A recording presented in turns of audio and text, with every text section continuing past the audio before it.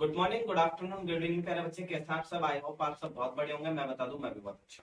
दोस्तों, जैसा कि आपको पता है, हमारा कैपिटल गेन ऑलरेडी एक चैप्टर चल रहा है। कैपिटल गेन की नेक्स्ट क्लास में आपका स्वागत है। टैक्सेशन हमारा सब्जेक्ट चल रहा था, उसमें कैपिटल गेन हमारा चैप्टर चल रहा था और इस चैप्टर में आगे अपन कंटिन्यू करते हैं। पहले जो अपन पढ़ चुके हैं चैप्टर में, पहले पहले जो वीडियो फर्स्ट क्लास आपकी थी उसमें अपन जो पढ़ चुके हैं उसको एक बार क्विकली रिवाइज करते हैं, उसके बाद उसको कंटिन्यू करते हैं।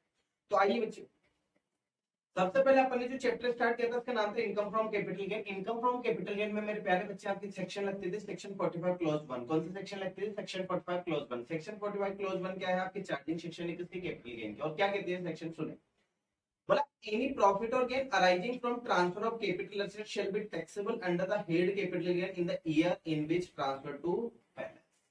अगर आप अपने कोई कैपिटल असेट ट्रांसफर कर देते हो तो आपकी कैपिटल गेन में जाकर टैक्सेबल होगी, लेकिन कब होगी? जिस ईयर में आपने उसको ट्रांसफर किया उस ईयर में टैक्सेबल हो जाएगी। उसके बाद अपन ने पढ़ी सेक्शन 2 क्लॉज 14। सेक्शन 2 क्लॉज 14 में लिखा हुआ है meaning of capital asset. Sir हम कैपिटल असेट बोलेंगे कैसे? आपने कहा कैपिटल असेट को ट्रांसफर किया, कैपिटल गेन लगेगा। अगर आप अपने कैपिटल असेट ट्रांसफर करते हो तो आपको क्या लगेगा? कैपिटल गेन लगेगा। लेकिन सर आप हमें ये बताएं कैपिटल असेट्स होती कौन सी है? तो इसका मीनिंग आपको कहां पर दिया हुआ है? सेक्शन 2 क्लॉज 14 में दिया हुआ है।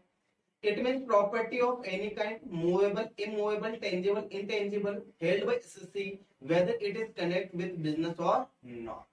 आपकी चाहे टेंजिबल असेट है, चाहे इंटेंजिबल असेट है, चाहे मूवेबल असेट है, चाहे इमूवेबल असेट है, चाहे वो आपके बिजनेस के साथ कनेक्ट है, चाहे वो आपके बिजनेस के साथ कनेक्ट नहीं है, वो आपकी क्या मानी जाएगी? कैपिटल असेट्स मानी जाएगी। यानी कि जितनी भी असेट्स है सब क्या है? Capital assets. केवल चार को छोड़कर, चार कौन कौन से छोड़ी थी अपन ने? But exclude stock in trade. अगर आप अपने बिजनेस का स्टॉक सेल कर देते हो तो आपको पता है बच्चों, स्टॉक आपका ऑलरेडी आपके बिजनेस एंड प्रोफेशन में जाकर टैक्सेबल हो जाता है। तो स्टॉक इन ट्रेड जो होता है, आपका जो स्टॉक होता है बिजनेस का, वो आपके कैपिटल असेट्स में, और उसको आप ट्रांसफर कर देते हो, आपको कैपिटल गेन भी नहीं लगेगा। दूसरा, आपकी मूवेबल पर्सनल असेट। आपकी कोई मूवेबल पर्सनल असेट्स होती है, वो आपके कैपिटल असेट्स नहीं होते, उसको अगर आप ट्रांसफर कर देते हो तो आपको कैपिटल गेन भी नहीं लगेगा। लेकिन सर मूवेबल असेट्स में कुछ को छोड़कर बोला, क्या क्या छोड़ देना है? तो jewellery, drawing, painting, sculpture, archaeological collection, any other work of art. अगर आप अपनी ज्वेलरी, ड्राइंग, पेंटिंग, आपको जो आपकी ज्वेलरी है, पेंटिंग है, ड्राइंग है, आपकी क्या है? कैपिटल असेट्स है। और इनको अगर आप ट्रांसफर करते हो तो आपको कैपिटल गेन लगेगा। क्लियर है क्या? आगे बढ़ते हैं। उसके बाद बोला rural agriculture land in India. अगर इंडिया में आपका कोई रूरल एग्रीकल्चर लैंड है तो आपका रूरल एग्रीकल्चर लैंड आपकी कैपिटल असेट्स नहीं माना जाएगा, और इसको आप अगर ट्रांसफर कर देते हैं तो आपको कैपिटल गेन भी नहीं लगेगा। उसके बाद बात करते हैं बच्चों गोल्ड बॉन्ड 1999 और deposit certificate issue under the gold monetization scheme 2015, interest also exempt. अगर आपके कोई गोल्ड बॉन्ड है तो वो भी आपके क्या है? कैपिटल असेट्स नहीं मानी जाएगी, और उसको भी अगर आपको ट्रांसफर करते हो तो आपको कैपिटल गेन नहीं लगेगा। इस पर जो आपको इंटरेस्ट मिलता है वो भी इंटरेस्ट एग्जेम्प्ट होता है अंडर सेक्शन 1015। क्लियर है क्या? चले आगे चलते हैं। उसके बाद सर आपने कहा कि आपका जो रूरल एग्रीकल्चर लैंड है वो कैपिटल असेट्स नहीं है, और उसको आप ट्रांसफर करते हो तो आपको कैपिटल गेन भी नहीं लगेगा। लेकिन सर आप हमें ये बता दें कि रूरल एरिया किससे बोलते हैं और अर्बन एरिया किससे बोलते हैं। लेकिन बच्चे मैं आपको बता दूं, आपका जो रूरल एरिया है, इस रूरल एरिया को आपके पूरे इनकम टैक्स लॉ में कहीं पर भी डिफाइन नहीं गया है, मतलब कहीं पर भी आपके रूरल एरिया की डेफिनेशन नहीं दी हुई है। इनकम टैक्स लॉ में आपके अर्बन एरिया को डिफाइन किया गया है कि हम अर्बन एरिया किससे बोलेंगे। रूरल एरिया के बारे में कोई डेफिनेशन नहीं है, तो अपन एक काम करते हैं, अर्बन एरिया पढ़ लेते हैं। उसके बाद जो रूरल है, जो अर्बन एरिया नहीं होगा वो रूरल एरिया होगा। अर्बन एरिया के लिए अपन ने पढ़ा मीनिंग ऑफ अर्बन एरिया। किसकी बात कर रहे हैं? Meaning of urban area. Meaning of urban area का मतलब आपको अर्बन एरिया का पता करने के लिए आपको क्या करना है? आपको वहां की पॉपुलेशन चेक करनी है। अगर वहां की पॉपुलेशन 10,000 और मोर है, अगर वहां की पॉपुलेशन 10,000 और मोर है तो उसको अपन क्या मानेंगे? अर्बन एरिया माना जाएगा। लेकिन सर वहां की पॉपुलेशन 10,000 से ज्यादा बट 1 लाख तक है, up to 1 lakh, more than 10,000 but up to 1 lakh है, तो वहां के आसपास के 2 किलोमीटर के एरिया को क्या माना जाएगा? अर्बन एरिया माना जाएगा। लेकिन सर अगर वहां की पॉपुलेशन 1 लाख से ज्यादा और 10 लाख तक है तो आसपास के 6 किलोमीटर के एरिया को क्या माना जाएगा? आपका अर्बन एरिया माना जाएगा। लेकिन सर अगर वहां की पॉपुलेशन मोर देन 10 लाख है, मोर देन 10 लाख है, तो वहां के आसपास के 8 किलोमीटर के एरिया को क्या माना जाएगा? अर्बन एरिया माना जाएगा। अगली सेक्शन आती है बच्चों के सेक्शन 2 क्लॉज 47। अगली सेक्शन कौन सी? 2 क्लॉज 47। और अगली सेक्शन 2 क्लॉज 47 क्या बोलती है? इसमें पर बताएं मीनिंग ऑफ ट्रांसफर, कि हम ट्रांसफर किसको बोलेंगे, ट्रांसफर किसको मानेंगे। तो इसमें लिखा अपने ट्रांसफर में किस किस को इंक्लूड करेंगे। तो सबसे पहले बोला सेल ऑफ कैपिटल असेट्स। अगर आप अपने कोई कैपिटल असेट्स को सेल कर देते हो तो उसको क्या माना जाएगा? ट्रांसफर माना जाएगा। दूसरा अपन ने लिखा एक्सचेंज ऑफ कैपिटल असेट्स। आप अगर अपनी कैपिटल असेट्स को एक्सचेंज कर देते हो तो उसको भी क्या माना जाएगा? ट्रांसफर माना जाएगा। नेक्स्ट बच्चों conversion of capital assets into stock in trade. अगर आप अपने कैपिटल असेट्स को कन्वर्ट कर देते हो जिसमें स्टॉक इन ट्रेड में, तो उसको भी क्या माना जाएगा? उसको भी आपकी जो है ट्रांसफर माना जाएगा। अगला अपन ने देखा compulsory acquisition of capital asset. अगर आपकी कैपिटल एसेट का कंपल्सरी एक्विजिशन हो जाता है, आपकी गवर्नमेंट आपकी एसेट्स को कंपल्सरी एक्वायर कर लेती है, तो उसको भी क्या माना जाएगा, ट्रांसफर माना जाएगा। अगला बोला allowing position of immovable property. अगर आप इमूवेबल प्रॉपर्टी की पोजीशन में अलाउ कर देते हो तो उसको भी क्या माना जाएगा, ट्रांसफर माना जाएगा। और अगला बच्चों transfer of share of any cooperative society. Cooperative society के कोई शेयर आप ट्रांसफर कर देते हो तो उसको क्या माना जाएगा, ट्रांसफर माना जाएगा। और नेक्स्ट बच्चों redemption of zero coupon bond. अगर आप जीरो कूपन बॉन्ड का रिडम्पशन हो जाता है तो उसको क्या माना जाएगा, ट्रांसफर माना जाएगा। इसके बाद अपन ने पढ़ा था बच्चों टाइप ऑफ कैपिटल गेन। क्या पढ़ा था अपन ने, टाइप ऑफ कैपिटल गेन। तो कैपिटल गेन सर हमारा दो तरीके का होता था, कितना होता था, दो। एक होता है सर हमारा शॉर्ट टर्म कैपिटल गेन, दूसरा होता है सर हमारा लॉन्ग टर्म कैपिटल। क्या बोला, कैपिटल गेन आपके कितने तरीके के होंगे, दो होंगे सर, एक तो शॉर्ट टर्म कैपिटल गेन और दूसरा होगा हमारा long term capital gain. Short term capital gain sir हम किसे बोलेंगे और लॉन्ग टर्म कैपिटल गेन हम किसे बोलेंगे, तो अपन ने आपको कहा था आपको अपना होल्डिंग पीरियड चेक कर लेना है। अगर किसी भी एसेट्स को आप 36 मंथ तक अपने पास होल्ड करते हो, अप टू 36 मंथ, 36 मंथ तक आप अपने पास होल्ड करते हो, उसके बाद उसको ट्रांसफर कर देते हो, उसको बोलते हैं शॉर्ट टर्म कैपिटल गेन।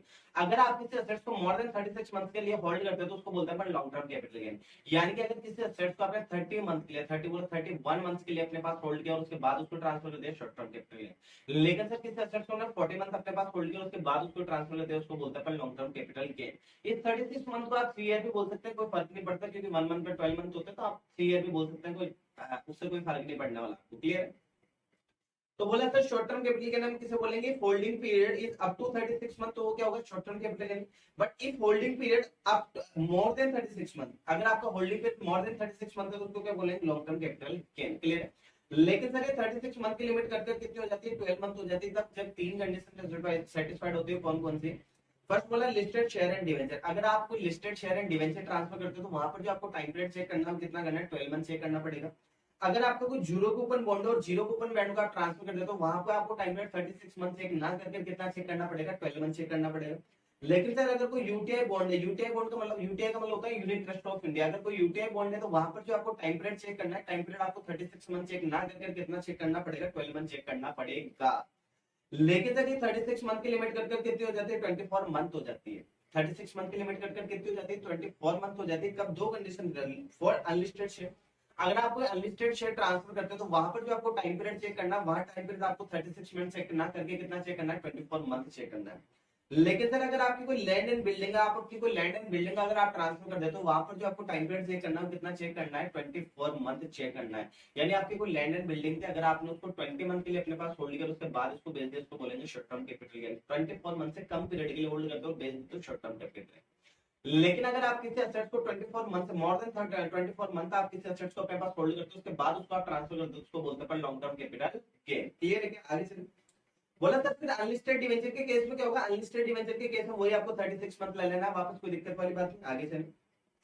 अगली सेक्शन थी हमारे पास सेक्शन 48, और सेक्शन 48 बोलते हैं कंप्यूटेशन ऑफ कैपिटल गेन की। सर हम कैपिटल गेन की कैलकुलेशन कैसे करेंगे, कैपिटल गेन का कंप्यूटेशन कैसे होगा। तो अभी अभी अपन ने पढ़ा था बच्चों, कंप्यूटेशन आपका दो तरीके का होगा, एक तो शॉर्ट टर्म कैपिटल गेन और एक होगा लॉन्ग टर्म कैपिटल गेन। तो सबसे पहले अपन बात करते हैं in case of short term capital gain, इसको अपन ने डिटेल में पढ़ा था। आई होप आपने पूरा वीडियो देखा होगा, उसके बाद आप इस वीडियो पर आए होंगे। अगर आपने नहीं देखा तो प्लीज आप पहले फर्स्ट वीडियो देखो, उसके बाद लेक्चर 2 पर आए, ताकि चीजें आपको क्लियरली समझ में आने लगे। क्लियर। इसमें अपन ने देखा था सबसे पहले सर आपको फुल वैल्यू ऑफ कंसीडरेशन ले लेना, उसमें से लेस कर देना आपको एक्सपेंस ऑन ट्रांसफर, आपके पास आ जाएगा नेट वैल्यू ऑफ कंसीडरेशन। उसमें से आपको लेस कर देना कॉस्ट ऑफ एक्विजिशन, उसमें से लेस कर देना कॉस्ट ऑफ इंप्रूवमेंट, तो आपके पास आ जाएगा short term capital gain. Clear है। लेकिन सर इस फुल वैल्यू ऑफ कंसीडरेशन का मतलब क्या होता है, फुल वैल्यू ऑफ कंसीडरेशन का मतलब होता है आपके, फुल वैल्यू ऑफ कंसीडरेशन का मतलब क्या होता था sir, full value of consideration का मतलब होता है सर, या फुल वैल्यू ऑफ कंसीडरेशन का मतलब है कि जितने में आपने अपने एसेट्स को सेल किया, जितने में आपने अपने एसेट्स को बेचा है, ट्रांसफर किया, उसको क्या बोलते हैं फुल वैल्यू ऑफ कंसीडरेशन। जैसे कि आपकी एक हाउस प्रॉपर्टी थी, आपने अपने हाउस प्रॉपर्टी बेच दी 10 लाख में, तो ये 10 लाख आपकी क्या मानी जाएगी, फुल वैल्यू ऑफ कंसीडरेशन मानी जाएगी। इसमें से लेस करते हैं expense on transfer. Expense on transfer का मतलब क्या होता है, बेचते टाइम जिस एसेट को आप ट्रांसफर करो और बेचते टाइम अगर उसके ऊपर आपने कोई एक्सपेंस कर दिया तो उसको क्या बोलेंगे अपन, एक्सपेंस ऑन ट्रांसफर बोला जाएगा। जैसे आपने अपनी हाउस प्रॉपर्टी ट्रांसफर की 10 लाख में, लेकिन जो परचेजर है, परचेजर ने कहा कि आपको सर रजिस्ट्री, आपको रजिस्ट्रेशन का जो भी एक्सपेंस होगा वो आपको पे करना पड़ेगा, और हाउस प्रॉपर्टी को सेल करते टाइम रजिस्ट्रेशन का एक्सपेंस आपने पे कर दिया, तो उसको क्या बोलेंगे अपन, एक्सपेंस ऑन ट्रांसफर बोला जाएगा। क्लियर है क्या। उसके बाद अगर फुल वैल्यू ऑफ कंसीडरेशन में से आप एक्सपेंस ऑन ट्रांसफर लेस कर दे तो आपके पास क्या आ जाएगा, नेट वैल्यू ऑफ कंसीडरेशन आ जाएगा। नेट वैल्यू ऑफ कंसिडरेशन में कॉस्ट ऑफ एक्विजिशन हटा देंगे, कॉस्ट ऑफ इंप्रूवमेंट हटा देंगे तो हमारे पास क्या आ जाएगा, शॉर्ट टर्म कैपिटल गेन। या तो बच्चों अपन पहले वाली क्लास में पढ़ चुके हैं, अब अपने को पढ़ना है लॉन्ग टर्म कैपिटल गेन। अब अपने को क्या पढ़ना है, long term capital gain. Clear है क्या? तो बात करते हैं अपन आगे long term capital gain. Long term capital gain,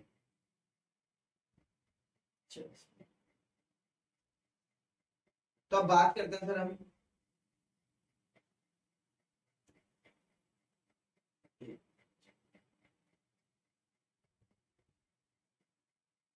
अब बात करें सर हम long term long term long term capital gain. Clear है क्या?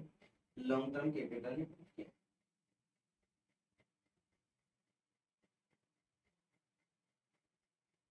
लॉन्ग टर्म कैपिटल गेन के केस में क्या होगा, सुनो। इसमें भी सबसे पहले आपको क्या करना है, सबसे पहले आपको क्या करना है, इसमें भी सबसे पहले आपको ले लेना है फुल वैल्यू ऑफ कंसिडरेशन। तो मैं लिख देता हूँ बहुत अच्छे से, एक बार मैं अच्छे से लिख देता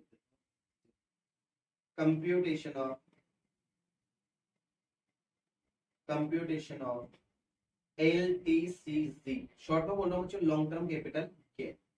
तो इसमें आपको क्या करना है, सबसे पहले आपको ले लेनी है फुल वैल्यू ऑफ कंसिडरेशन, जैसा आपने लास्ट में लिया था शॉर्ट टर्म में, उसमें से आपको लेस कर देना, less expense on transfer. Best time अगर आपने कोई खर्चे कर दिए तो वो लेस कर देना है, तो आपके पास क्या आ जाएगा, नेट वैल्यू ऑफ कंसिडरेशन। क्या जाएगा, नेट वैल्यू ऑफ कंसिडरेशन। अब ध्यान से समझना, यहाँ पर चेंज है, यहाँ पर थोड़ा चेंज है, बाकी शॉर्ट टर्म की तरह है, यहाँ पर चेंज होगा, फोकस करना। इसमें से आपको लेस कर देना, less index index cost of index cost of acquisition. Cost of acquisition, cost of acquisition sir हम कल भी लेस करते थे, लेकिन आज नया क्या आ गया, इंडेक्स। क्लियर? और इसमें से लेस कर देना आपको, लेस कर देना आपको index index cost of improvement. अगर आपने इसमें कोई इंप्रूवमेंट करा दिया तो वो लेस कर देना। अगर इन दोनों को लेस कर देते हो तो आपके पास आ जाएगा LTCG, long term capital gain. Clear है? क्या किया सर, शॉर्ट टर्म की तरह ही है। सबसे पहले क्या लेंगे, फुल वैल्यू ऑफ कंसिडरेशन, जितने में आपने अपने एसेट्स को ट्रांसफर किया, जितने में आपने अपने एसेट्स को बेचा, फुल वैल्यू ऑफ कंसिडरेशन। इसमें से लेस कर देंगे sir expense on transfer. Best time अगर आपने कोई खर्चा कर दिया तो आपका एक्सपेंस ऑन ट्रांसफर, तो आपके पास क्या आ जाएगी, नेट वैल्यू ऑफ कंसिडरेशन। इसमें नेट वैल्यू ऑफ कंसिडरेशन तो आपको क्या करना है सर, सबसे पहले इंडेक्स कॉस्ट ऑफ एक्विजिशन आप लेस कर देंगे, फिर आप इंडेक्स कॉस्ट ऑफ इंप्रूवमेंट आप लेस कर देंगे, जो बच जाएगा वो क्या होगा आपका long term capital gain. Clear है क्या? ठीक है। अब तब ये इंडेक्स क्या होता है सर, या आप हमें समझा दो इंडेक्स क्या होता है, इंडेक्सिंग आप क्यों करते हैं, इंडेक्सिंग की जरूरत क्या पड़ती है ना, इंडेक्सिंग होता कैसे और क्यों करता है। तो सबसे पहले तो आपको मैं बता देता हूँ करते क्यों है और फिर कैसे होती है भी बता देंगे आपको। एक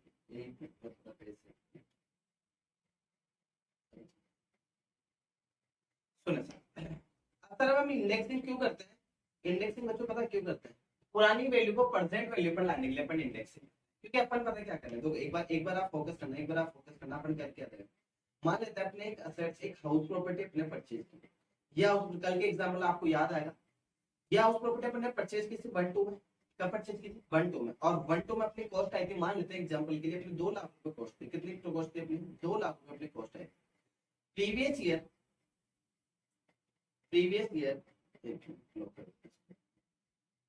ईयर 21-22 में अगर आप इसको सेल कर देते हो, प्रीवियस ईयर 21-22 में अगर आप इसको क्या कर देते हो सेल, और मान लेते हैं आपने इसको सेल कर दी 20 लाख, कितने में सेल कर दिया आपने 20 लाख, ठीक है। तो आप क्या करते हो, 20 लाख में आपने सेल किया, तो सबसे पहले अपन क्या लेते हैं, फुल वैल्यू ऑफ कंसिडरेशन कितना हो गया अपना 20 लाख, ऐसे करते हैं calculation. Full value of consideration आप यहाँ पर कितना लोगे 20 लाख, इसमें से एक्सपेंस कुछ है ही नहीं, तो आपके पास आ गया नेट वैल्यू ऑफ कंसिडरेशन कितना 20 लाख, और फिर इसमें से लेस कर देंगे अपन कॉस्ट ऑफ एक्विजिशन, और कॉस्ट ऑफ एक्विजिशन कितना लेस करते हैं आप 2 लाख रुपए, ये करते हैं, तो इससे आपका शॉर्ट टर्म आ जाता है 18 लाख का आपका टैक्स लग जाता है। ऐसा अपन ने कल पढ़ा था। लेकिन मैं आपको एक चीज बोलूं, आपने जो 20 लाख लिए ये कब के लिए, 21-22, एग्री। आपने जो 20 लाख लिए ये कब के लिए, 21-22 के लिए, ये 20 लाख रुपए आपने कब के लिए, 21-22 के। लेकिन सर ये जो 2 लाख रुपए आपने लिए प्रीवियस ईयर 1-2 के लिए, आप मुझे बताया 1-2 को 20-21 से कंपेयर कर लो, तो कंपेरिजन सही है का, क्योंकि देखो सेल वैल्यू तो ले लो आप 21-22 की, और जबकि आप जो कॉस्ट ले रहे हो कॉस्ट कब की ले रहे हो 1-2 की, ऐसा कंपेरिजन हो सकता है? जी नहीं सर। कंपेरिजन का मतलब क्या है कि अगर आप सेल वैल्यू 21-22 की ले लो ना, तो सर आपको कॉस्ट भी 21-22 की लेनी चाहिए, तभी तो कंपेरिजन पॉसिबल है। भाई अगर सही वैल्यू आप कब के ले रहे हो 21-22 की, तो आप कॉस्ट भी कब के लो 21-22 किलो, तब आप कंपैरिजन पॉसिबल है, नहीं तो सर ऐसे तो कंपैरिजन होगा ही नहीं ना। इसलिए आप क्या करते हैं, जो 1-2 के 2 लाख रुपए थे ना, 1-2 के जो 2 लाख रुपए थे, इसको इस वैल्यू पर लाने के लिए अपन क्या करते हैं, इंडेक्सिंग करते हैं। यानी कि मैं आपको क्या कहना चाहता हूँ, पुरानी वैल्यू को परसेंट वैल्यू पर लाने के लिए अपन क्या करते हैं, इंडेक्सिंग करते हैं। इंडेक्सिंग कैसे करते हैं आइए देखते हैं अपन। इंडेक्सिंग सर हम करते कैसे वो देखा, इंडेक्सिंग हम करते कैसे हैं वो एक बार मैं नोट्स एक मिनट आप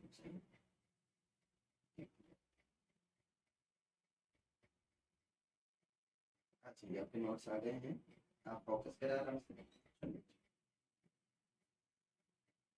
अपन बात करें in case of long term capital gain की, किसकी बात करें अपन, लॉन्ग टर्म कैपिटल गेन की। लॉन्ग टर्म कैपिटल गेन अपन क्या पढ़ा, सबसे पहले आपको क्या लेना, फुल वैल्यू ऑफ कंसीडरेशन, उसमें से लेस कर देना एक्सप्रेशन ऑन ट्रांसफर, क्या आ जाएगा नेट वैल्यू ऑफ कंसीडरेशन, इसमें से लेस कर देना इंडेक्स कॉस्ट ऑफ एक्विजिशन, क्या लेस करोगे इंडेक्स कॉस्ट ऑफ एक्विजिशन, इसमें से लेस कर देंगे इंडेक्स कॉस्ट ऑफ इंप्रूवमेंट, तो आपके पास क्या आ जाएगा लॉन्ग टर्म कैपिटल गेन। मैं एक छोटा सा क्वेश्चन, सर हम इंडेक्सिंग क्यों करते हैं, पुरानी वैल्यू को प्रेजेंट वैल्यू पर लाने के लिए हम क्या करते हैं, इंडेक्सिंग करते हैं, बट सर करते कैसे इसकी कैलकुलेशन कैसे होता है, इधर नोट नंबर 1 अपन लिखा है इंडेक्स कॉस्ट ऑफ एक्विजिशन की, सर कॉस्ट इंडेक्सिंग कैसे करते हैं, तो इंडेक्सिंग कैसे करेंगे सुनो।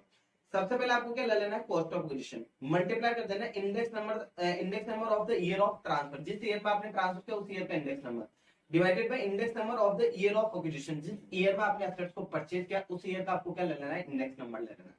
कॉस्ट ऑफ एक्विजिशन का मतलब ये जिस प्रॉपर्टी को आज आप ट्रांसफर कर रहे हैं, जिस प्रॉपर्टी को जिस कैपिटल एसेट को आज आप ट्रांसफर कर रहे हैं उसको आपने पहले कितने में खरीदा था, वो आपकी क्या होती है, कॉस्ट ऑफ एक्विजिशन होती है। Index number of the year of transfer, जैसे 2021 में अगर आपने इसको 20 दिया, 2021 में अगर आप इसको सेल कर दिया, तो यहाँ पर जो आपको इंडेक्स नंबर लेना है कब का लेना है, 2021 का लेना है। यहाँ पर इंडेक्स नंबर कब का लेना है आपको, 2021 का लेना है। Agree, divided by index number of the year of acquisition, जिस ईयर में आपने एसेट्स को परचेज किया था उस ईयर का आपको इंडेक्स नंबर लेना। अभी अपन ने एक क्वेश्चन किया था उसमें अपन ने जो परचेज किया था एसेट को प्रीवियस ईयर 1-2 में परचेज किया था, कब परचेज किया था 1-2 में। एग्री, 1-2 में परचेज किया तो सबसे पहले कॉस्ट ले लेंगे और यहाँ पे इंडेक्स नंबर ले लेंगे। अब सर ये इंडेक्स नंबर हमें याद करने पड़ेंगे, जी नहीं बच्चों, आपको इंडेक्स नंबर आपको क्वेश्चन में गिवन होते हैं, एग्जाम में आपको जो इंडेक्स आपके एग्जाम में जो क्वेश्चन आएगा उसमें आपको इंडेक्स नंबर गिवन होगा। केवल आपको 2 इंडेक्स नंबर याद रखने, कितने इंडेक्स नंबर याद रखना है आपको, केवल 2 इंडेक्स नंबर याद रखने, कौन कौन सा, एक तो आपको प्रीवियस ईयर का, और प्रीवियस ईयर का इंडेक्स नंबर होता है आपको 317, प्रीवियस ईयर का इंडेक्स नंबर कितना होता है आपको 317, तो ये याद रखना है आपको। मैं पेन चेंज कर लेता हूँ ज्यादा अच्छे से दिखेगा।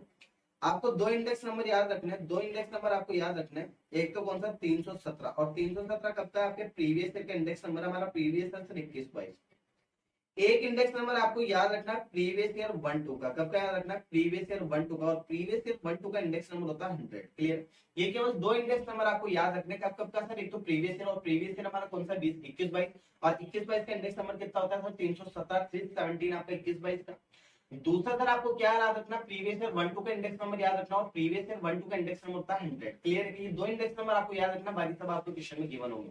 बच्चों आप अपनी अगर बुक चेक करेंगे, बुक में आपको जो इंडेक्स नंबर गिवन है ना, ये 2000 मतलब 1-2 से लेकर 20-21 तक आपको सारे इंडेक्स नंबर गिवन है। कहां से कहां तक के, 2001-2 से लेकर 20-21 तक के सारे इंडेक्स नंबर गिवन है, इससे पहले के और उसके बाद के कोई इंडेक्स नंबर नहीं है। ठीक है, दूसरा अपन बात करते हैं sir index cost of improvement. Cost of improvement में इंडेक्सिंग कैसे होगी, भाई कॉस्ट ऑफ एक्विजिशन में तो इंप्रूवमेंट हो गया, लेकिन सर कॉस्ट ऑफ एक्विजिशन में तो इंडेक्सिंग हो गया, लेकिन सर कॉस्ट ऑफ इंप्रूवमेंट में इंडेक्सिंग कैसे करेंगे, तो इसमें आपको क्या करना है, सबसे पहले कॉस्ट ऑफ इंप्रूवमेंट ले लेना है, जितने का आपने अपनी प्रॉपर्टी पे इंप्रूवमेंट कराया वो ले लेना है, multiply by the index number of the year of transfer divided by index number of the year of improvement, जिस ईयर में आपने इंप्रूवमेंट कराया उस ईयर का आपको क्या ले लेना है, इंडेक्स नंबर ले लेना है। मैं इसका अभी क्वेश्चन ले लूंगा तो आपको ज्यादा अच्छे से क्लियर हो जाएगा। क्लियर, चलो उसके बाद नोट नंबर 3 अपना एनी प्रॉपर्टी अक्वायर बिफोर 1/4/2001। अगर आपने कोई प्रॉपर्टी 1/4/2001 से पहले परचेज की तो आपको क्या करना है।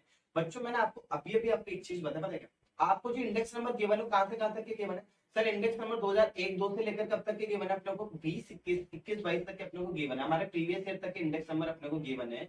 लेकिन सर ऐसा थोड़ी पॉसिबल है कि आप जो भी असेट्स परचेज करोगे 2001-2 से लेकर 21-22 के बीच में करेंगे। सर असेट्स इसके पहले भी तो परचेज की जा सकती है, असेट्स इसके बाद भी तो परचेज की जाती है, उस केस में क्या होगा, यानी कि 2001 से पहले आप अगर असेट्स परचेज कर लेते हो तो आपको क्या करना है, सबसे पहले कॉस्ट ऑफ एक्विजिशन मतलब जितने में आपने असेट्स परचेज की वो ले लेना। मान लेता है आपने असेट्स, और एक बार के लिए मैं बताता हूँ फिर बताता हूँ, सबसे पहले क्या ले लेना आपको कॉस्ट ऑफ एक्विजिशन, जितने में आपने असेट्स परचेज की वो ले लेना। एक ले लेना आपको fair market value as on 1/4/2001 की, आपको फेयर मार्केट वैल्यू ले लेना कब की, 1 अप्रैल 2001 की आपको फेयर मार्केट वैल्यू लेना। इन दोनों में से जो भी आया होगा वो सिलेक्ट कर लिया जाएगा। एग्जाम्पल इधर देखो, मान लेते हैं आपकी जो कॉस्ट है ना, आपने जो असेट्स परचेज की थी वो की थी आपने 10 लाख रुपए में। कितने में असेट्स परचेज किया आपने? 10 लाख रुपए में आपने असेट्स परचेज की थी। लेकिन 1/4/2021 की जो फेयर मार्केट वैल्यू है वो 12 लाख रुपए, 12 लाख रुपए की क्या है? Fair market value. इन दोनों में से आप मुझे बताएं हायर कौन होगा? सर हायर हो जाएगा यहाँ पे 12 लाख रुपए। तो 12 लाख रुपए आपकी क्या बन जाएगी? कॉस्ट बन जाएगी। क्लियर है क्या? ये 12 लाख रुपए आपकी क्या बन जाएगी? कॉस्ट बन जाएगी। क्लियर है क्या? चला आगे, चल उसके बाद आगे चलते हैं। लेकिन सर आपने कहा कि असेट 1/4/2001 से पहले परचेज की, तो आपको क्या करना है? सबसे पहले आपको कॉस्ट ऑफ एक्विजिशन लेना है, जितने में आपने असेट परचेज की वो ले लेना है। उसके बाद आपको ले लेना है फेयर मार्केट वैल्यू एज और ऑन 1/4/2001, यानी 1 अप्रैल 2001 की फेयर मार्केट वैल्यू ले लेना। इन दोनों को कंपेयर करना है, इन दोनों में से जो भी आया होगा वो आपकी क्या बन जाएगी? कॉस्ट बन जाएगी। लेकिन तो सर ऐसा भी तो हो सकता है जो इंप्रूवमेंट होता है वो भी 2001 से पहले का हो सकता है। भाई कॉस्ट अगर 2001 से पहले की हो सकती है तो इंप्रूवमेंट भी अपना 2001 से पहले का हो सकता है ना। तो सर अगर इंप्रूवमेंट हमारा 2001 से पहले का हो तो क्या होगा? अगर बोला नोट नंबर 4 में क्या बोला, देखो इंप्रूवमेंट डन बिफोर 1/4/2001, अगर आपने इंप्रूवमेंट 1/4/2001 से पहले करवा लिया है तो वहां पर जो आया आपको इसको क्या कर देना है? इग्नोर। क्या कर देना है? इसको इग्नोर कर देना, फिर आपको छोड़ देना। इंप्रूवमेंट अगर 1/4/2001 से पहले का तो उसको आपको क्या कर देना है? छोड़ देना, इग्नोर कर देना। क्लियर है क्या? अब बच्चों अपन एक काम करते हैं, क्वेश्चन ले लेते हैं, उससे आपको ज्यादा अच्छे से चीजें क्लियर होगी। आपको क्वेश्चन ले लेते हैं, अपने क्वेश्चन लेने से आपकी चीजें ज्यादा अच्छे से क्लियर होगी, है ना। एक क्वेश्चन यहाँ पे बनाता हूँ, आप देखना आराम से। एक क्वेश्चन बना देता हूँ आपको, जिससे आपको ज्यादा अच्छे से चीजें क्लियर हो जाएगी, है ना। ठीक है, एक क्वेश्चन बना देता हूँ, मैं क्वेश्चन ले लेता हूँ, एक क्वेश्चन ले लेता हूँ।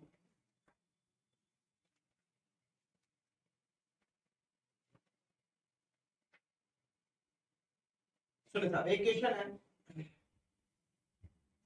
बोला mister A purchase a property during the C for rupees 3,50,000। Mister मतलब ए है, ए ने प्रॉपर्टी परचेज की है। मिस्टर ए है, ये मिस्टर ए है, ए ने प्रॉपर्टी परचेज की है। प्रॉपर्टी क्या की है? परचेज की है। और ये कब की है? इसका ईयर बताया था 3/4 में। कब परचेज की इसने? 3/4। ए ने एक प्रॉपर्टी परचेज की है और इसका की है इसने प्रीवियस ईयर 3/4। 3/4 में एक प्रॉपर्टी इसने परचेज की है सर। और उसमें कितने में परचेज किया? 3,50,000 रुपए। 3,50,000 रुपए में ए ने एक प्रॉपर्टी परचेज की। क्लियर है? उसके बाद बोला he spend 2 lakh on improvement during the previous year 4-5। मतलब इसने एक इम्प्रूवमेंट करा दिया इसमें से। एक क्या करा दिया इसने? इम्प्रूवमेंट करवा दिया। और ये इम्प्रूवमेंट करवाया सब कितना? प्रीवियस ईयर 2004-5 में। इम्प्रूवमेंट कब करा है? 4-5 में। और इम्प्रूवमेंट में इसके खर्च हो गए कितने? 2 लाख रुपए। 2 लाख इम्प्रूवमेंट करा दिया सर। क्लियर है? आगे चलते हैं। उसके बाद बोला था property was sold by for 37 lakh during the previous 21-22, यानी कि प्रीवियस ईयर 21-22 में सोल्ड कर दिया था, प्रॉपर्टी को बेच दिया था आपका प्रीवियस ईयर 21-22 में आकर आपने। बच्चों ये जो क्वेश्चंस मैं ले रहा हूँ उसकी पीडीएफ आपको मिल जाएगी, लेकिन जैसे आपका वीडियो कंप्लीट होगा तो आपको पीडीएफ हम शेयर कर देंगे हमारे व्हाट्सएप ग्रुप में या कोई टेलीग्राम ग्रुप में। आपकी पीडीएफ शेयर कर दी जाएगी जितने क्वेश्चन में आपके क्लास में। क्लियर? इसने जो प्रॉपर्टी सेल किया, प्रॉपर्टी सेल किए प्रीवियस ईयर 21-22 में, और प्रॉपर्टी सेल कर दी सर इसने 37 लाख रुपए। कितने बेच दिए थे? 37 लाख रुपए से प्रॉपर्टी बेच दी। बोला ब्रोकरेज 2%, और प्रॉपर्टी बेचा ना उस टाइम इसने ब्रोकरेज दे दिया, ब्रोकरेज दे दिया @2%। ठीक है सर।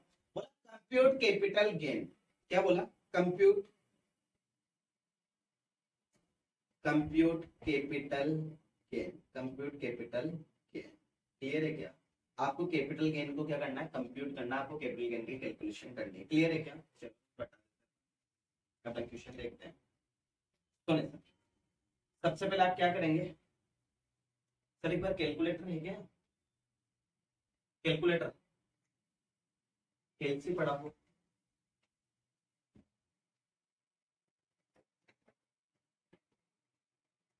कैलकुलेटर आ गया। ठीक है साहब, देखें अब देखें आप करते हैं।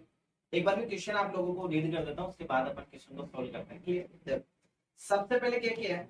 मिस्टर ए है, ए ने एक हाउस प्रॉपर्टी परचेज की, और कब परचेज की? प्रीवियस में 3/4 में। 3/4 में एक हाउस प्रॉपर्टी परचेज की और उस टाइम इसकी कॉस्ट कितनी थी? 3,50,000। 3,50,000 रुपए से एक हाउस प्रॉपर्टी परचेज की। क्लियर है? आगे बोला इसने फिर एक इंप्रूवमेंट करा दिया, और इंप्रूवमेंट करा दिया प्रीवियस ईयर 4-5 में। कब आकर इंप्रूवमेंट करा दिया? प्रीवियस ईयर 4-5 में। और इंप्रूवमेंट पे खर्च हो गए कितने? 2 लाख रुपए के खर्च हो गए। क्लियर है? उसके बाद बोला इस प्रॉपर्टी को सोल्ड कर दिया, इस प्रॉपर्टी को उसने बेच दिया था प्रीवियस ईयर 21-22 में। कब सेल कर दिया इसको? प्रीवियस ईयर 21-22 में, और इसको सेल कर दिया था 37 लाख में। लेकिन जिस दिन इसने इसको ट्रांसफर किया, उस टाइम उसकी जो ब्रोकरेज पे कर दिया इसने, कोई दलाल के थ्रू इसने सोल्ड किया था, कोई ब्रोकर के थ्रू इसने प्रॉपर्टी बेची थी, तो उसको 2% कमीशन दे देता है 2% उसको कमीशन दीजिए। आपसे पूछा गया कंप्यूट कैपिटल गेन, आपको क्या कंप्यूट करना है? कैपिटल गेन कंप्यूट करना है। कैसे करेंगे देखिए, आ जाइए कैसे कंप्यूट करेंगे अपन कैपिटल गेन को। देखिए ये अपना यहाँ से अपना सॉल्यूशन स्टार्ट है, यहाँ से अपना सबसे पहले मैंने लिखा कंप्यूटेशन ऑफ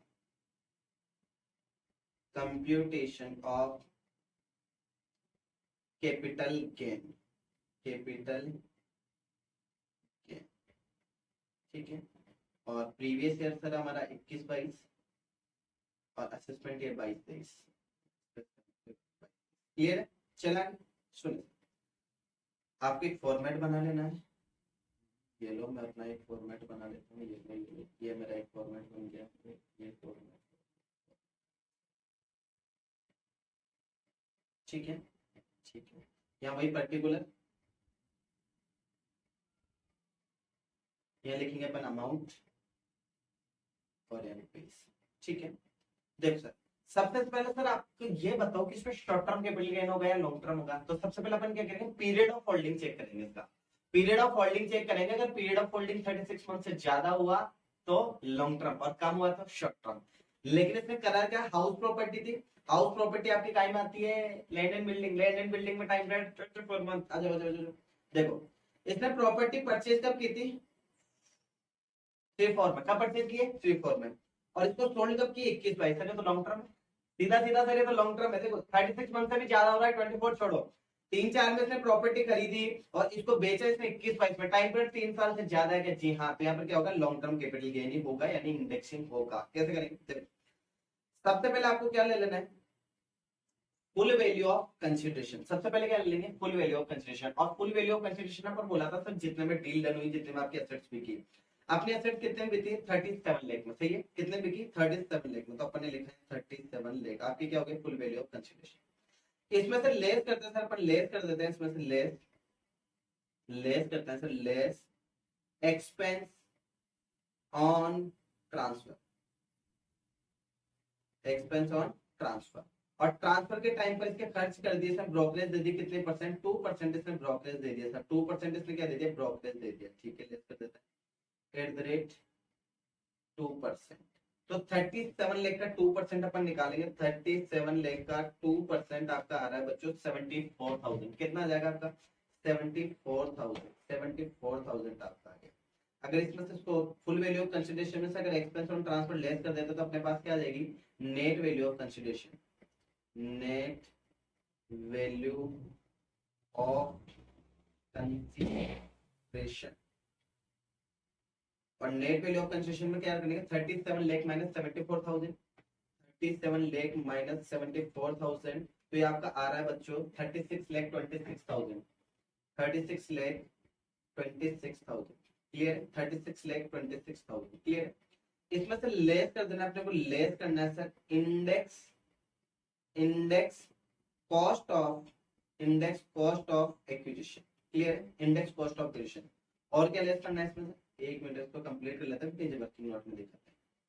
और इसमें से लेस करना है सर, हम लोग को लेस करना है less index cost of improvement, index cost of improvement. तो आपके पास क्या आ जाएगा? Long term capital gain. क्या आ जाएगा आपके पास? क्या आ जाएगा? एक मिनट,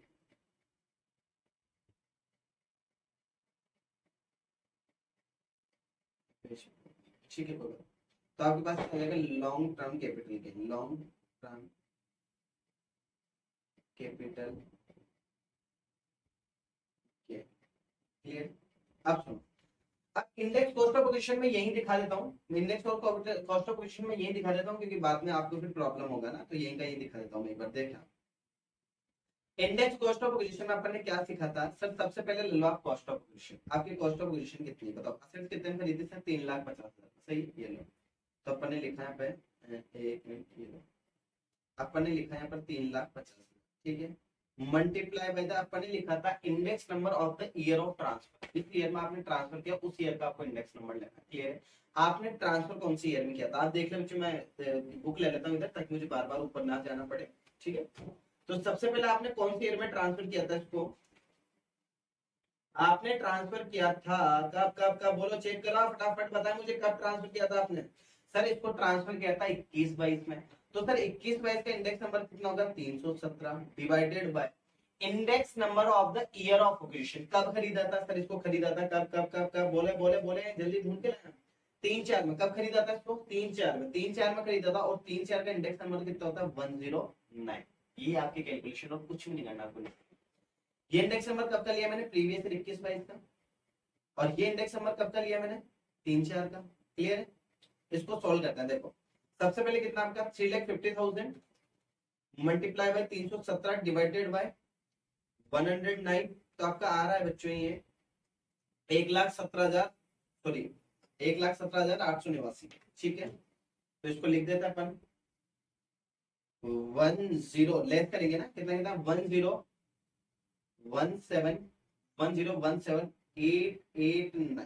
क्लियर है? आप इसको 10 भी कर सकते थे, आप कोई दिक्कत नहीं, आप चाहे तो कर सकते हैं इसको 89 को 90 कर लेना, कोई फर्क नहीं पड़ता, राउंड फिगर में कर सकते हैं। उसके बाद बात करते हैं sir index cost of improvement. इसमें अपन ने क्या पढ़ा था, सबसे पहले आप इंप्रूवमेंट की कॉस्ट ले कि आपने इंप्रूवमेंट कितने का करा, इंप्रूवमेंट कितने का करा था आपने। सर इंप्रूवमेंट पर खर्च किए थे 2 लाख रुपए। कितने खर्च किया था आपने 2 लाख रुपए आपने इंप्रूवमेंट पर खर्च किया, तो अपन ने लिखे 2 lakh multiply by the index number of the year of transfer. किस ईयर में ट्रांसफर किया आपने इसको, सर इसको अपन ने ट्रांसफर किया वही प्रीवियस ईयर 21-22 में, और प्रीवियस ईयर 21-22 का सर इंडेक्स नंबर होता है कितना 317। प्रीवियस ईयर का इंडेक्स नंबर कितना होता है 317 डिवाइडेड बाय इंप्रूवमेंट कौन से ईयर में कराया था ढूंढ के लाया। सर इसमें इंप्रूवमेंट कराया था 4-5 में, प्रीवियस ईयर 4-5 में इंप्रूवमेंट कराया था, प्रीवियस ईयर 4-5 का इंडेक्स नंबर होता है 113। कितना होता है 113। क्लियर है क्या? यानी कि ये इंडेक्स नंबर लिया मैंने 21-22 का, और ये इंडेक्स नंबर कब का 4-5 का।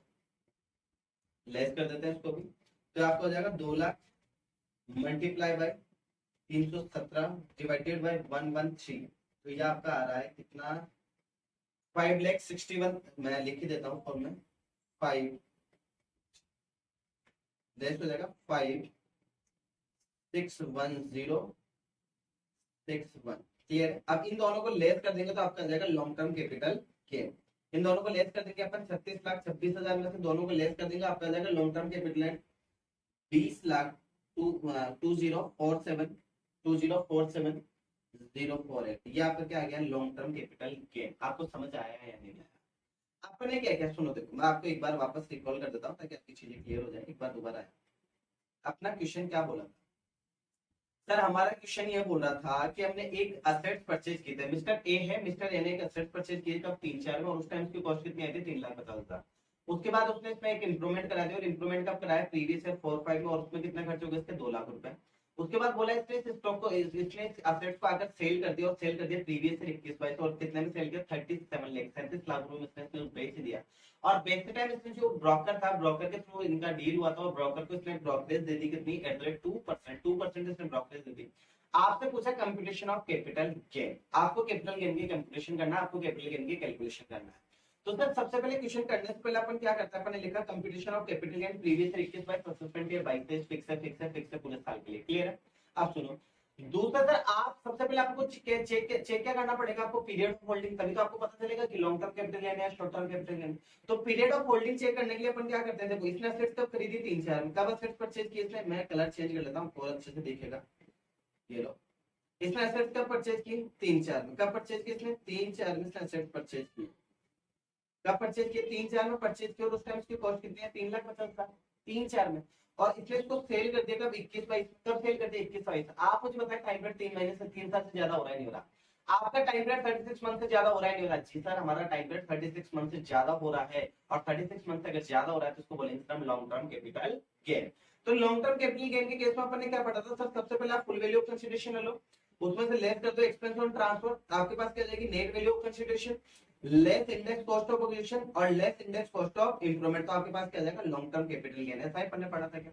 अपने क्वेश्चन के अकॉर्डिंग आपकी फुल वैल्यू ऑफ कंसीडरेशन जो आपकी थी वो कितनी थी 37 lakh, expense on transfer 74 lakh, आपके पास जो बच गया वो नेट वैल्यू ऑफ कंसिडरेशन, इसमें से लेस कर दिया cost of improvement, cost of acquisition और लेस कर दिया कॉस्ट ऑफ इंप्रूवमेंट, तो आपके पास क्या आ गया लॉन्ग टर्म कैपिटल गेन। लेकिन सर एक चीज बता, ये असेट्स अपन ने परचेज के 3-4 में, ये असेट्स अपन ने कब परचेज किए 3-4 में परचेज किए, अगर ये असेट्स 2001 से पहले परचेज की हुई थी तो क्या होता, अगर असेट्स को सर आप 2001 से पहले परचेज कर लेते तो क्या होगा, एक क्वेश्चन अपन ऐसा भी ले लेते हैं कि अगर आपने असेट्स को 2001 से पहले परचेज की होगी तो क्या होगा, ठीक है। एक न्यू पेज लेना पड़ेगा, हाँ जी ठीक है new page,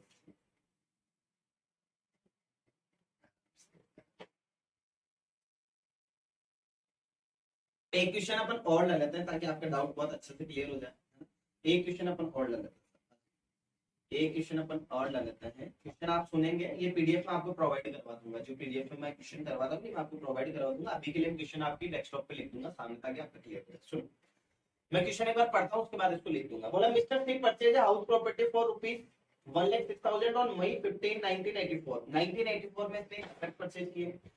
The following expense are incurred by him making addition, आप इसमें कुछ एडिशन खर्चे कर दिए, इसने क्या क्या खर्चे किए देखें सर। सबसे पहले cost of construction of first floor, इसने फर्स्ट फ्लोर पे खर्च कर दिए साहब कितना 1,35,000 और ये खर्च किया है 92-93 में, कब खर्च किया है 92-93 में, इंप्रूवमेंट कराया 92-93 में। और अपन ने पढ़ा था अगर इंप्रूवमेंट 1/4/2001 से पहले का होगा तो उसको क्या कर देना, आपको इग्नोर कर देना, अगर आपका इंप्रूवमेंट 1/4/2001 से पहले का क्या होता है तो उसको इंप्रूवमेंट को इग्नोर कर देना, अगर कॉस्ट होते थे उसको कंसिडर करते हैं, ठीक है।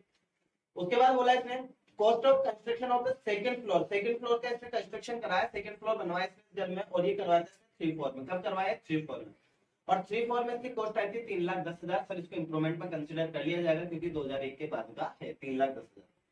उसके बाद बोला reconstruction of the house property in previous year 9-10, फिर उसमें और कंस्ट्रक्शन करा दिया प्रीवियस एंड 9-10 में, और उसमें कितना खर्च हो गया इसका 2,50,000 रुपए उसमें खर्च हो गया।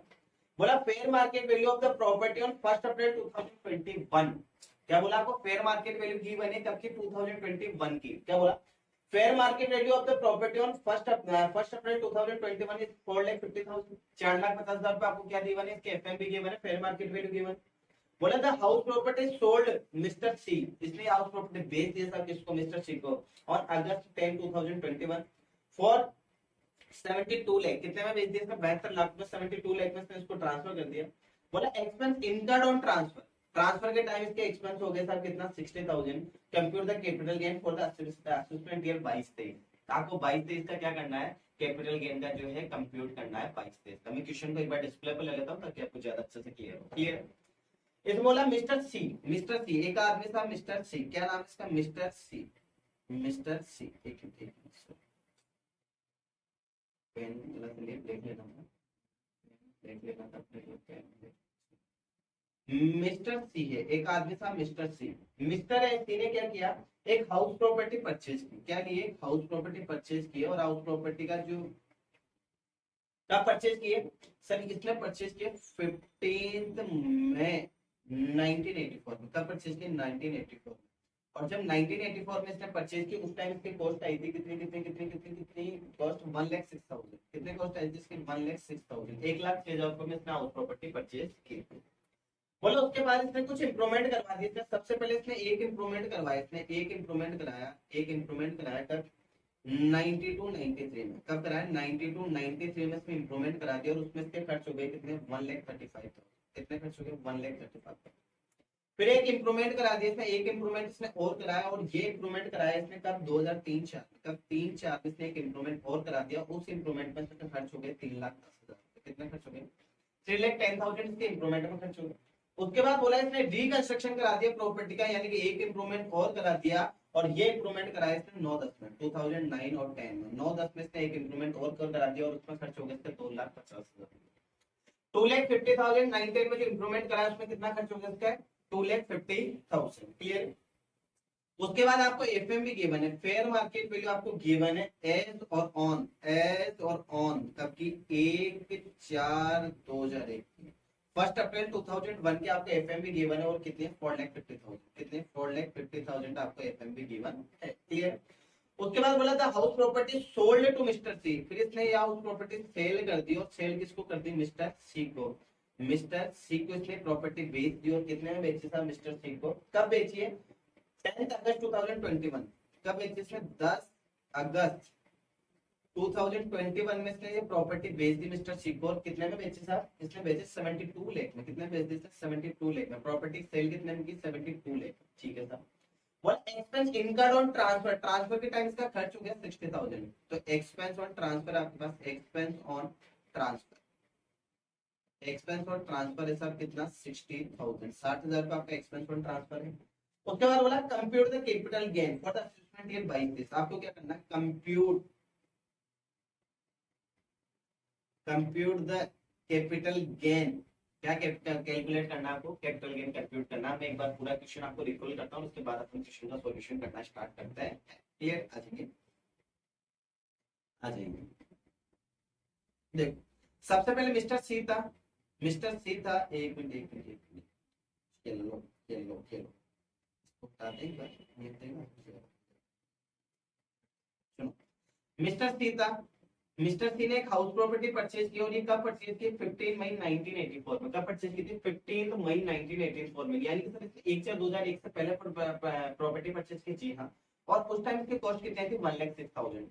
उसके बाद मिस्टर सी ने क्या किया? इसमें एक इंप्रूवमेंट करा दिया, और इंप्रूवमेंट कब कराया? 92-93 में। कब कराया? 92-93 में। और उस टाइम उसके खर्च हो गए कितने? 1,35,000। फिर उसके बाद बोला एक इंप्रूवमेंट करा दिया इसका 3/4 में, और उसमें खर्च हो गया 3,10,000 रुपए। उसके बाद एक इंप्रूवमेंट कराया उसने 9-10 में, उसमें से खर्च हो गया 2,50,000। क्लियर? उसके बाद आपको fair market given, fair market value given है 1/4/2001 की, और वो कितनी है? 4,50,000। उसके बाद आपको बोला इस प्रॉपर्टी को सेल कर दिया किसको? मिस्टर सी को। कब किया? 10 अगस्त 2021 को। कितने में बेच दिया? 72 लाख में। बोला जिस टाइम इसने बेचा ना, तो उसका एक्सपेंस हो गया कितने का? 60,000 का। 60,000 रुपए उसने बेचते टाइम खर्च कर दिया। आपसे पूछा कंप्यूट द कैपिटल गेन। आपसे क्या पूछा? आपको कैपिटल गेन के क्या करना है? कैलकुलेशन करना है, कैपिटल गेन को कंप्यूट करना है। ठीक है, आप सुनिए क्वेश्चन को स्टार्ट करते हैं। सबसे पहले अपन ने एक चीज पढ़ी थी, अगर सर इंप्रूवमेंट 1/4/2001 से पहले होता है, इंप्रूवमेंट अगर 1/4/2001 से पहले होता है, तो उसको क्या कर देना है सर? इग्नोर। उसको क्या करेंगे? तो सबसे पहले तो क्या करेंगे? इग्नोर। इसको क्या कर देंगे अपन? इग्नोर। और इसको अलग से हाईलाइट कर देता है आपको। इसको क्या कर दिया अपन ने? इग्नोर कर दिया सर। सॉरी, इसको क्या कर दिया अपन ने? इग्नोर कर दिया। इग्नोर, इग्नोर, अलग से हाईलाइट कर देते। इसको क्या कर देना? आपने इग्नोर कर देना है। क्यों? क्योंकि सर इंप्रूवमेंट 1/4/2001 से पहले का है। और अगर सर इंप्रूवमेंट 1/4/2001 से पहले का होता है, तो उसको क्या करते हैं अपन? इग्नोर कर देते हैं। तो अपन ने क्या कर दिया? इग्नोर कर दिया। अब करेंगे अपन कैलकुलेशन। अब क्या करेंगे अपन? कैलकुलेशन। आ जाओ आ जाओ आ जाओ आ जाओ। तो अपन स्टार्ट करते हैं बच्चों सॉल्यूशन। सॉल्यूशन आ जाओ, सॉल्यूशन। तो सबसे पहले लिखा अपन ने computation of capital gain previous year 21-22, assessment year 22-23। ठीक है,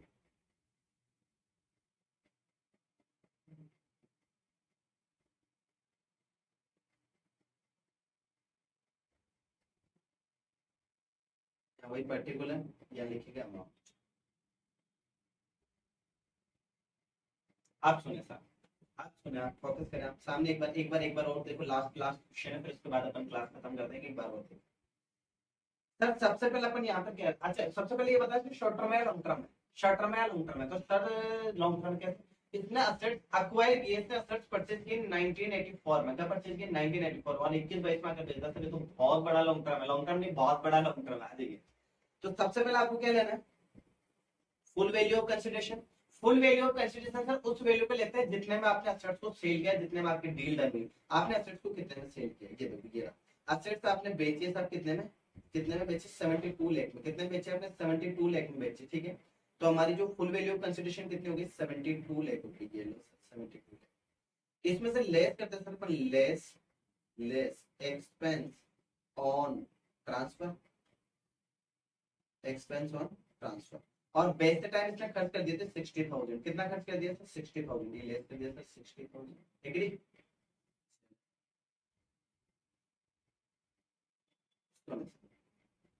अगर sir full value of consideration में से लेस कर दिया एक्सपेंस ऑन ट्रांसफर, तो अपने पास क्या आ जाएगी? Net value of consideration.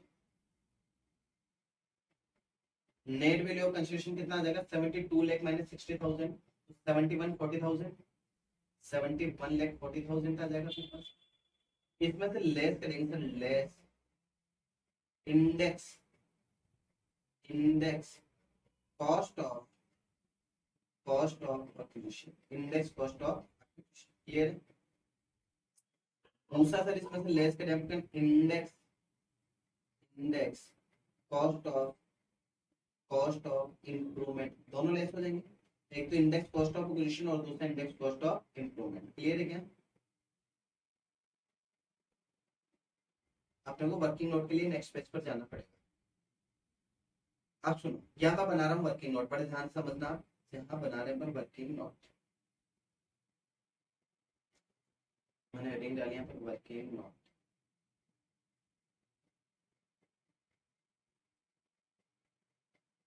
Working note में सबसे पहले अपन बात करें कॉस्ट ऑफ एक्विजिशन। आपकी बात करें अपन कॉस्ट ऑफ एक्विजिशन, मुझे डेटा चाहिएगा, मैं बार बार उधर नहीं जाता, मैं डेटा ले लेता हूँ एक बार के लिए मुझे क्वेश्चन का डेटा चाहिए, मैं क्वेश्चन का डेटा लेता हूँ, ठीक है। आप सुने साहब, इंडेक्स कॉस्ट ऑफ एक्विजिशन आपने सर कब परचेज की थी? सर 1/4/2001 से पहले परचेज की थी, 1 अप्रैल 2021 से पहले परचेज की हुई है। तो अपन ने कहा था सर सबसे पहले आप ले लो कॉस्ट ऑफ एक्विजिशन, फिर ले लो एफएमबी 1/4/2001, दोनों में से जो भी आया होगा उसकी कॉस्ट बन जाएगी। जैसे जैसे कैसे लिया था, शुरू सबसे पहले ले लो सर आप कॉस्ट ऑफ एक्विजिशन, और उसके बाद आप ले लो सर एफएमबी 1/4/2001, एफएमबी ले लो सर 1/4/2001। आप मुझे बताएंगे सर कितने में खरीदा था 1984 में, जब इसने खरीदा तो कितने में खरीदा था आप बताएं। सर 1984 में जब इसने खरीदा था तो 1,06,000 में खरीदा था, सही है। कितने में खरीदा था? 1,06,000। चलिए सर, तो अपन ने यहाँ पर लिख दिया 1,06,000। फिर बोला सर आपका एफएमबी ले लेनी 1/4/2001 की, और 1/4/2001 की एफएमबी कितनी है आपकी? 1/4/2001 की एफएमबी गिवन है सर 4,50,000। कितनी है? 4,50,000। चलो आगे, तो यहाँ पर अपन ने लिख दिया सर 4,50,000, सही है। 4,50,000, इन दोनों में से क्या सिलेक्ट करना है सर? हायर। क्या सिलेक्ट करते हैं इन दोनों में से? हायर। हायर कौन बता दो? 450। कौन है? 4,50,000, ठीक है। तो 450 आपकी क्या बन जाएगी? कॉस्ट बन जाएगी। कैसे इधर? तो अपन ने लिखा sir 4,50,000 multiply by index number of the year of transfer. क्या लेना? Index number of the year of transfer. आप मुझे बताएं आपने इसको कब बेचा, इसको ट्रांसफर कब किया था आपने इसको ट्रांसफर कब किया था? बता दे एक बार, आपने इसको ट्रांसफर कब किया था? सर इसको हमने ट्रांसफर किया था कब? बोलो बोलो बोलो। 10 अगस्त 2021, 21-22 में। कब ट्रांसफर किया आपने इसको? 21-22 में। और 21-22 में सर हमने इसको ट्रांसफर किया, तो 21-22 का इंडेक्स नंबर कितना होता है हमारा? 370। अभी अभी सीखा था अपन 21-22 का इंडेक्स नंबर कब का? 21-22 का। और 21-22 का इंडेक्स नंबर कितना होता है? 370। डिवाइडेड बाय में लेना है सर आपको index number of the year of acquisition, जिस ईयर में आपने परचेज किया उस ईयर का इंडेक्स नंबर लेते हैं। लेकिन सर इसने ये एसेट्स परचेज की थी 1984 में, और 1984 में अगर आप परचेज कर लेते हो तो आप उसको फेयर मार्केट वैल्यू से कंपेयर करते हो, और जब भी आप फेयर मार्केट वैल्यू से कंपेयर कर लेते हो तो आपको जो इंडेक्स नंबर लेना हो 1/4/2001 का लेना है, क्योंकि आपने वैल्यू भी कब की लिए? 1/4/2001 की। आपने ये यहाँ पे आपने ये जो वैल्यू ली है कब के लिए? 1/4/2001 के लिए। तो इंडेक्स नंबर भी कब का लेंगे? 1/4/2001 का लिया जाएगा। तो सर इंडेक्स नंबर 100 होता है कब का? 1-2 का। प्रीवियस सर 1-2 का इंडेक्स नंबर कितना था? 100। कैलकुलेशन कर देता है, तो हो गया आपका 4,50,000 मल्टीप्लाई बाय 317 डिवाइडेड बाय, आप भी करें मेरे साथ, आप भी करें, कितना आ जाएगा आपका? 14,26,500। सबका रहा 14,26,500। 14,26,500 आपकी क्या आ गई? ये कॉस्ट ऑफ एक्विजिशन आ गई। इसको ले जाकर लिख देंगे अपनी तरफ। इधर कहां गया अपना ये? तो अपनी जो कॉस्ट ऑफ एक्विजिशन कितनी आ रही है? ये लो यहाँ लिख देते हैं 14,26,500, 14,26,500। क्लियर है। अब बात करते हैं सर इंप्रूवमेंट। अब किसकी बात करते हैं? इंप्रूवमेंट। तो अपन ने सेकंड पॉइंट डाला, 2 नंबर लिख लेते ना direct. Second number 1 working note number 1 ये वाला हो गया, ये नंबर 2 हो गया। यहाँ पर बात करें सर, यहाँ बात करेंगे सर हम cost of improvement. Cost of improvement, improvement में क्या देखो, सबसे पहले एक इम्प्रूवमेंट तो इसने कब कराया था? बोलो, एक इम्प्रूवमेंट कराया था सर इसने 1-2 में। कब कराया था? Sorry sorry sorry sorry sorry sorry by mistake improvement कब कब कराया था इसने? इम्प्रूवमेंट एक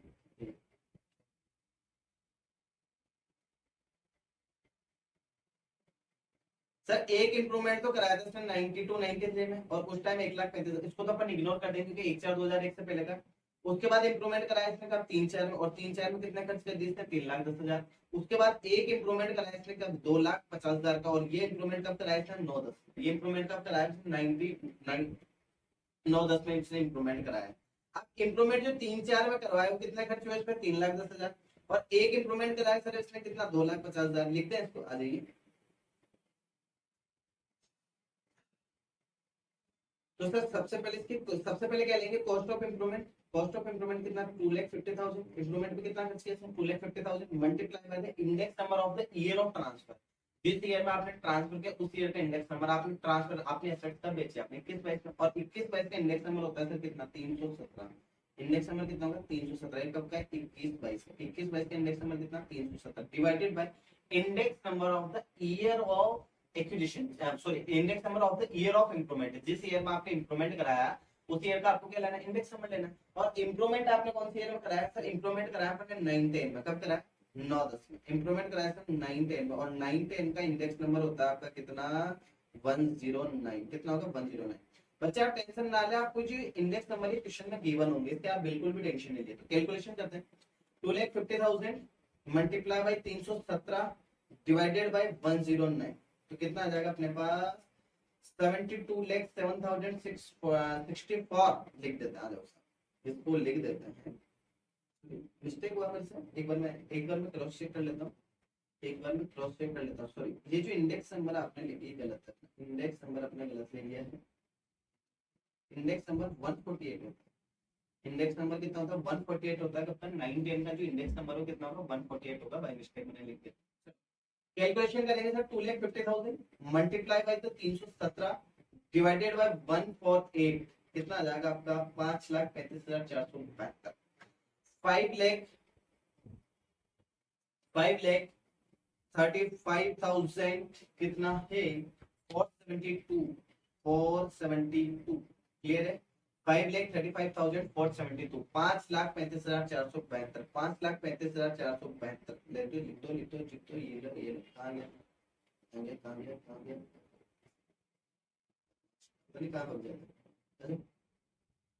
बोला इसका आराम सर 5,35,472, 5,35,472 472 क्लियर।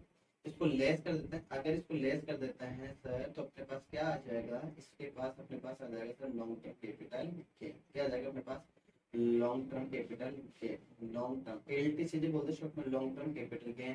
इन दोनों को आपको लेस कर देना है, तो आपको लेस करने के बाद आपका जो बच रहा है वो बच रहा है आपका, इसको एक बार लाइन को बढ़ा देते हैं, आपका जो लॉन्ग टर्म कैपिटल गेन आएगा कितना आएगा देखें 42,76,467, इन दोनों को लेस कर देंगे आपका याद, ठीक है। अब सुना आपने क्या किया है कंप्यूटेशन ऑफ कैपिटल गेन। सबसे पहले सर पीरियड पता किया, पीरियड ऑफ होल्डिंग पता किया, उससे आपको पता चला शॉर्ट टर्म है लॉन्ग टर्म है। सर इसने जो एसेट एक्वायर की थी, एसेट जो इसने परचेज की थी 1984 में परचेज की थी, और 1984 में परचेज करके इसने सेल कर दी सर प्रीवियस 21-22 में, और 84 से 21-22 का लॉन्ग टर्म कैपिटल गेन। क्या होगा लॉन्ग टर्म कैपिटल गेन।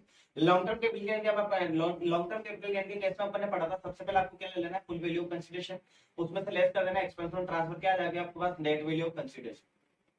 इसमें से आपको लेस करना है इंडेक्स कॉस्ट ऑफ एक्विजिशन और इंडेक्स कॉस्ट ऑफ इंप्रूवमेंट, आपके पास क्या जाएगा लॉन्ग टर्म कैपिटल गेन। वही किया अपन ने, फोकस करो। देखो सर सबसे पहले अपन ने क्या लिया फुल वैल्यू ऑफ कंसीडरेशन कितनी थी 72 लाख, इसमें से लेस कर दिया अपन एक्सपेंस ऑन ट्रांसफर कितना 60,000, तो आपके पास आ गई नेट वैल्यू ऑफ कंसीडरेशन कितना 71,40,000, 71,40,000 रुपए 71,40,000 आपकी क्या नेट वैल्यू ऑफ कंसीडरेशन। इसमें से लेस कर दिया इंडेक्स कॉस्ट ऑफ एक्विजिशन, और इंडेक्स कॉस्ट ऑफ एक्विजिशन आपका आ रहा है 14,26,500 14,26,500, ठीक है। उसके बाद इसमें से लेस कर देना sir index cost of improvement, और इंडेक्स कॉस्ट ऑफ इंप्रूवमेंट आपका रहा 5,35,472, 5,35,472। अगर इन दोनों को 7140 में से लेस कर दे हमारे पास रहा 42,76,407 क्लियर है।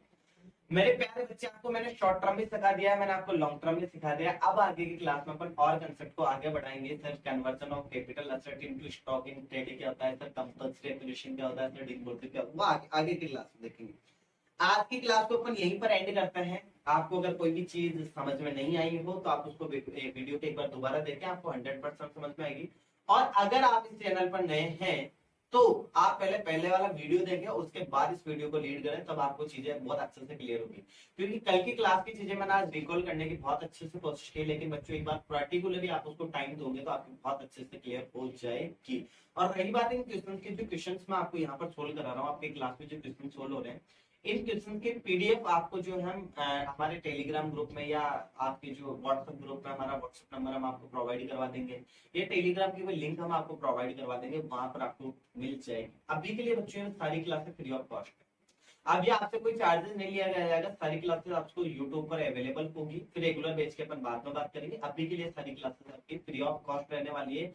तो आप अपना सीए में एग्जाम क्रैक कीजिए, आप अपना सीए इंटर का एग्जाम क्रैक कीजिए और फ्री में पढ़ते रहिए आप इनकम टैक्स डायरेक्ट टैक्सेशन में। ठीक है बच्चों, बहुत बहुत धन्यवाद वीडियो देखने के लिए।